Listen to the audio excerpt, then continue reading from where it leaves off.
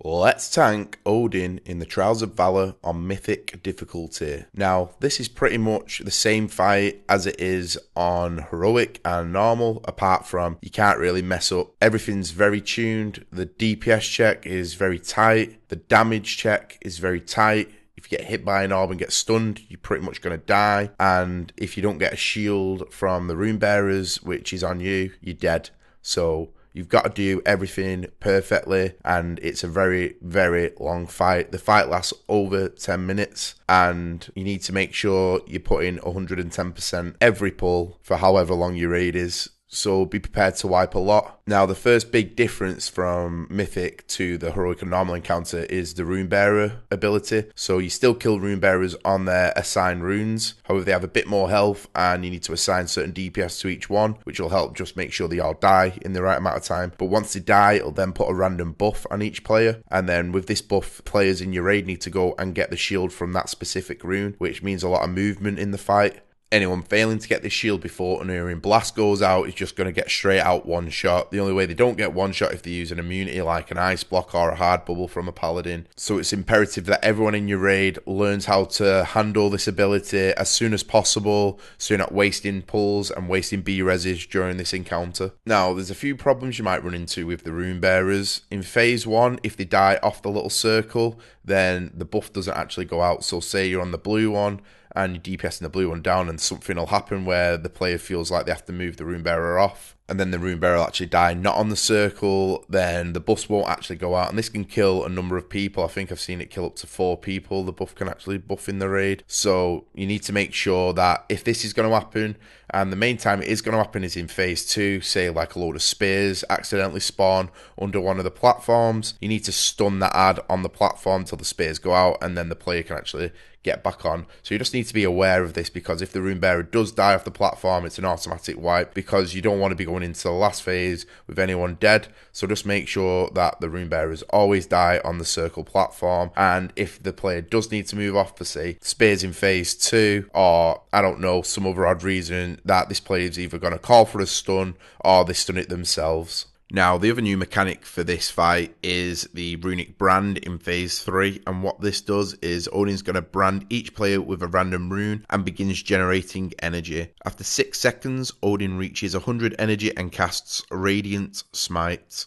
Now, Radiant Smite is going to inflict 900,000 holy damage to each player, and then each player then triggers an Echo of Radiance. Now, Echo of Radiance is going to inflict 500,000 holy damage to all players within 15 yards of the target. Players with matching runes are immune to this damage. So basically, this mechanic is going to randomly put symbols above players' heads, and these players need to spread out over 15 yards apart and match the colours together. So you want to have 5 different assigned locations for each section in phase 3, and then the players that say get marked with blue will go to the blue section, purple will to purple, so on and so forth. And anyone who misstacks is going to pretty much kill the people on that assigned location and kill themselves as well. So it's important that every person in the raid knows where every marker is for each of the 3 locations, and you might want to draw a diagram up for this and pre-assign certain spots. For the middle location, we just use the colours that are already there that you've been practicing phase 1 and 2. And then for the left side, we kept the triangle on triangle. We put the X in the center, and then we put the other 3 against the wall. Now, the problem with having the markers up against the wall is tornadoes will randomly move. So you want to make sure that the tornadoes are going nowhere near where any of the markers are, unless something bad happens, say someone like miscommunicates it or can't get to the right spot in time, then it's okay to have maybe 1 tornado out of position, but they need to let other people know that this tornado is in that area, just so that they can readjust. Now, for markers, you want to have people putting markers down when the markers change. We had 2 static, so we only needed to put 3 down. We had 1 melee, put 2 down, and I put the 1 down myself. Now, these markers are really handy, especially when people are learning this phase, because a lot of people get into this phase after, like, say, 9 or 10 minutes in phase 1 and 2. They're tired and they start panicking because they haven't really seen this phase a lot. So just having the markers there just relieves some of that panic that is going on throughout the raid. Now, as I said before, players need to be 15 yards spread, so we had about 18 yards between each marker just to give a little bit of buffer.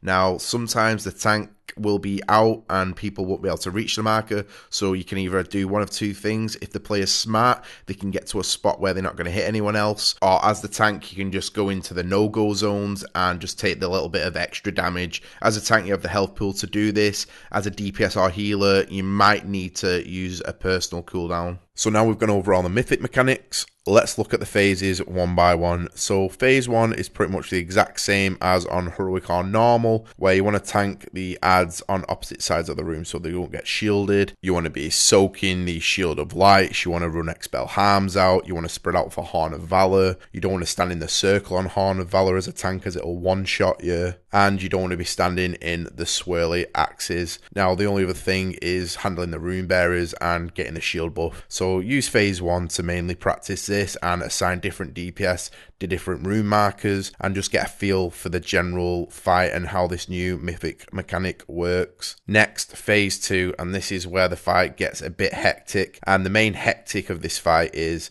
the amount of raid cooldowns you're going to need for Horns of Valors and for the big unerring blast. You want to be stacked up in the center and using a raid cooldown and putting a lot of AoE healing on the raid to top them all up, as well as dodging orbs. Now every time these spears go out, they go out 3 at a time, like I think they do on heroic, but these spears hit quite hard and they'll chunk your raid down slowly, so you need to be making sure you've got good strong heals constantly going on the raid. As well as this damage, there's going to be a lot of orbs flying around. These spears come quite frequently, so you just need to be constantly moving and dodging every orb that there is, because if you get hit by an orb and a spear comes under you, you're pretty much dead. There's not a lot that's going to save you. As a DPS and healer, it's just a death combo. As a tank, you can call for an external as soon as you get hit by an orb, but even then, you're probably going to die. And once again, with this phase, you need to be swapping to the mini-boss ad as soon as possible, as well as handling the rune bearers. Now, as the tanking Odyn in this phase, there's a few things you need to be wary of. When Himdall or Herja comes down, you want to be thinking about using cooldowns, like a demo shout's really good. Anything that's going to reduce like hard damage, because you've got Odyn hitting you like a truck, you've got spears coming on you, and you've got the possibility of getting hit by an orb. Now, the other thing you need to be wary of is that the spears, there's always going to be one spear spawning on the main tank. Whoever's got Odyn, a spear's always going to be coming under him, so you need to be wary of that. You also want to position Odyn in a way so you can see where roughly the other 2 spears are spawning, just so you can see where the orbs are coming from, because if an orb accidentally sneaks through his foot, it's very hard to like judge where this orb's going to come out, and it could clip you, and then it's just going to have a bad time because you're going to be stunned and then a spear's going to come up with you. If this does happen, you need to be very aware of what external cooldowns you've got to you and call it out immediately. You might survive this, but it's very unlikely. Now, the second tank should be taunting Odyn off you once he's roughly at 10 stacks, or the mini-boss has died. You want to get a taunt as soon as possible just to reset the stacks of the increased attack speed buff, because if it gets too high, he's just going to truck you down.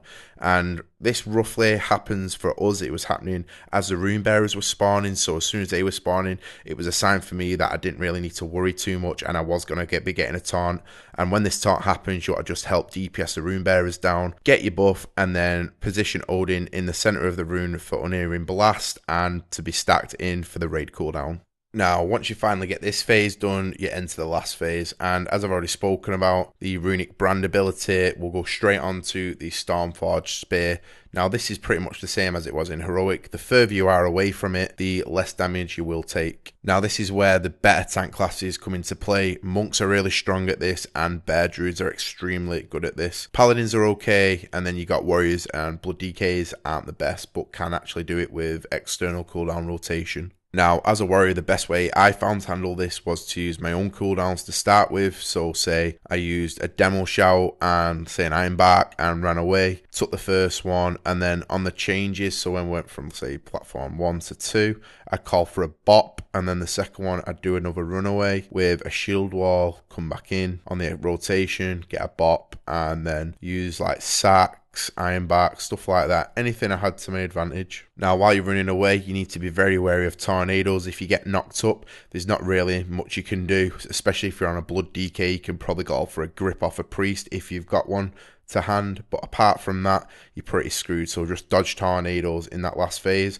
and try also not to stand in the wrong zones because it does tick pretty hard. I'm pretty sure it's like 1,000,000 a tick, something along those lines, but it will kill you, especially if you're going to take a storm bolt. You also need to make sure that when you're running out, your healers are topping you up, because even with damage reduction, you're still going to be getting chunks for like 75% of your maximum health. Now, the third phase, you're going to lust in, you're going to pop your second pots, and the phase will roughly take 4 to 5 platforms to kill the boss. It's 55% health to 10%. Now, in this time, you're probably going to run out 2 times per platform, and that's 4 times, so 8 times. So you're going to need 8 sets of cooldowns to survive. Then you're going to be relying on battle reses or the melee to taunt and just sacrifice himself. Everything else in this phase is the same as on Heroic. There's just a lot more damage and the runic brand to worry about, which I've already gone over. There's not really much else to talk about. Just be prepared for a lot of wipes and a lot of pulls, and long pulls at that. Phase 1 will take you probably 10 to 20 pulls,